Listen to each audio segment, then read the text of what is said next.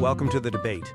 So, when a major public intellectual, a tech leader like Peter Thiel, frames regulations designed to manage really big risks, like advanced AI, as, well, a straight path to global tyranny, we kind of have to pause and analyze what's being claimed. Today, we're dissecting Thiel's very provocative assertion that attempts to globally govern these frontier technologies could, maybe inadvertently, hasten the arrival of a centralized totalitarian regime. And he frames this using some pretty potent theological terms, specifically the Antichrist. The central question for us, the really crucial one, is this. Does this, let's call it eschatological framing, of tech governance offer a profound and necessary warning about a specific political mechanism, how fear is used to centralize power? Or does this theological rhetoric mostly serve as an obstruction, getting in the way of legitimate policy that we might need to mitigate real, actual existential risks?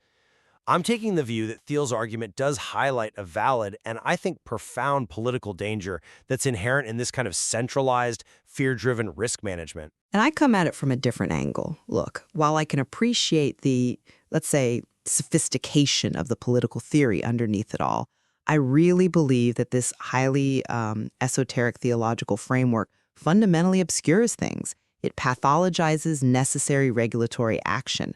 My concern really is that it deliberately shifts the conversation away from, empirical risk management towards something more like religious alarmism. Especially, and this is important, when you factor in the significant vested financial interests that are backing this specific anti-regulatory view. Okay, so my position centers on what Thiel sees as a dangerous political calculation. His speculative thesis, as he puts it, it functions as a vital critique of how thinking about absolute stakes, the idea of global destruction, Armageddon, how that gets mobilized politically.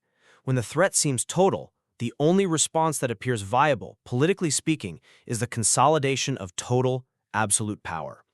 Thiel argues that a totalitarian, one-world government, one with, quote, real teeth and real power, will gain its authority specifically by promising to eliminate these kinds of existential risks, bioweapons, uncontrolled AI, autonomous killer robots, that sort of thing. He's pointing to a specific historical and, frankly, psychological vulnerability. Thiel references the biblical framing in 1 Thessalonians 5.3, noting that the Antichrist's political slogan is, peace and safety. Now, this text is crucial because it suggests the ultimate tyranny doesn't just storm in violently. It arrives through a welcome surrender of liberty, right? In exchange for promised security. Therefore, fearing or regulating tech progress under these conditions where leaders are constantly talking about Armageddon, well, that inadvertently hastens the coming of the Antichrist. The danger, in this view, lies squarely in the concentration of authority granted because of the crisis, not necessarily in the tech itself. That's a compelling point about modalizing fear politically. I get that. But I just don't buy that the political theory fully justifies the theological rhetoric he uses. The claim that regulation itself is somehow the Antichrist. Well, it confuses a known political tactic, using apocalyptic fear with what might be a necessary policy response to dangers we can actually measure, empirically verifiable ones. Bill himself lists clear secular existential risks. We aren't debating some hypothetical boogeyman. We're talking about how to manage the real possibility of, say, dangerously engineered bioweapons or mass-produced killer robots. These dangers, they seem to require some form of governance, regardless of the theological wrapper you put on it.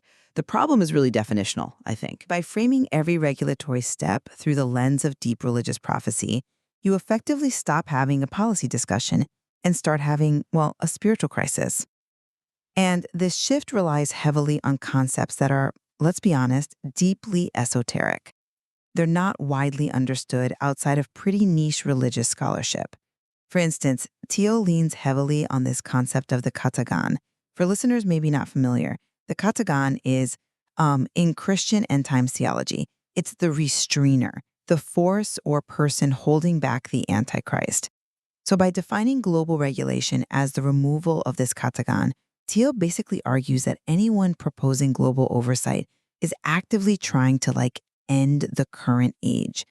It makes any policy discussion an act of theological opposition, right? It effectively renders legitimate regulatory debate illegitimate just by defining it as inherently evil. Mm. And that brings us right to the core disagreement, doesn't it? The nature of the threat. Are we debating political tyranny coming from consolidation or technological destruction coming from, well, negligence? I'd submit that Thiel's focus is consistently on the political mechanism. He isn't primarily worried about the AI code itself. He's worried about the political code written in response to the fear of AI. He points to the United States, with its massive economic, military, and ideological hegemony, as being, quote, ground zero of globalization. His concern is that the biggest risk is global authoritarian control, the sort of end point of historical trends towards centralized power achieved by exploiting the fear of technological catastrophe. Okay, I appreciate the historical parallel about political exploitation. History definitely shows examples of emergency powers becoming permanent tyrannies, no doubt. However, let's bring it back to the present danger, the actual tech risks. We have to challenge the idea that a potential future political tyranny automatically outweighs immediate physical risks. We are discussing technologies with the potential for civilizational destruction, not just hypotheticals, but real, accessible dangers. If technology has reached this kind of existential flashpoint, as many experts seem to agree it has, is it really intellectually responsible to reject all regulation simply because that regulation might somewhere down the line lead to a negative political outcome? To prioritize avoiding a potential political future over mitigating a potential physical annihilation? That just seems, intellectually reckless to me. I see why you think that, but let me give you a different perspective, maybe. That framing kind of assumes that regulatory bodies could even successfully mitigate those technological risks in the first place. Is it even, feasible for a global regulatory body, no matter how powerful it gets, to keep pace with decentralized, open-source AI development? Or, small-scale bioengineering labs popping up everywhere? Thiel is warning that the attempt to achieve global peace and safety through this centralizing power is exactly what creates the condition for the deepest tyranny. You might end up with ineffective, overreaching regulation anyway, but the guaranteed cost is the loss of sovereignty and freedom to some central authority that's constantly talking about Armageddon. The political intent for Thiel seems to override any potential technical competence of the regulators. That leads us straight into the function of the rhetoric itself, then. Why the Antichrist? Why Armageddon? Why this deep dive into really esoteric texts and historical Christian thought? This whole rhetorical strategy used by figures like Thiel and groups associated with him, it seems designed not just to analyze political power, but maybe to confer a kind of charismatic moral authority that just bypasses reasoned secular policy debate. When the discussion is laced with references to Renaissance paintings and Japanese comic books, manga, alongside deep theology, is this genuinely meant to offer substantive policy critique, or is it maybe just designed to create a culturally impenetrable and frankly emotionally compelling shield against common sense policy? I would argue that the eschatological framing is actually a necessary philosophical tool, maybe even a psychological one, to illustrate the absolute stakes in a way that, dry policy papers just can't. If a political entity is constantly talking about Armageddon to convince people to surrender their power for peace and safety, well, the religious language provides a deeply resonant historical and psychological archetype for that kind of totalitarian overreach. Secular terms often miss that depth. Totalitarianism, it relies on an absolute ideology, a kind of salvation narrative, and historically, religious narratives provide the most powerful template for that kind of control. So it serves as a stark warning about the intoxicating allure of salvation through centralized global power. The point isn't necessarily the literal truth of the prophecy, but its power as a political blueprint for ultimate control. I acknowledge the power of the archetype, sure. But the conversation still feels fundamentally skewed when we bring in the financial interests. And this, for me, is where the argument really loses persuasive force. We have to talk about the financial context. Thiel is a tech billionaire, right? A major venture capitalist, co-founder of Palantir. His personal wealth, his business models, they are directly reliant on a tech ecosystem that's characterized by huge data aggregation, proprietary algorithms, and crucially, minimal government oversight. I mean, just consider the policy specifics he's implicitly arguing against. Effective AI governance or controls on bioweapons, they would inevitably require transparency, limits on data use, strong governmental monitoring measures that could seriously curtail the profitability and operational freedom of a company like Palantir, which, let's face it, thrives on aggregating vast, often sensitive data sets for governments and private clients.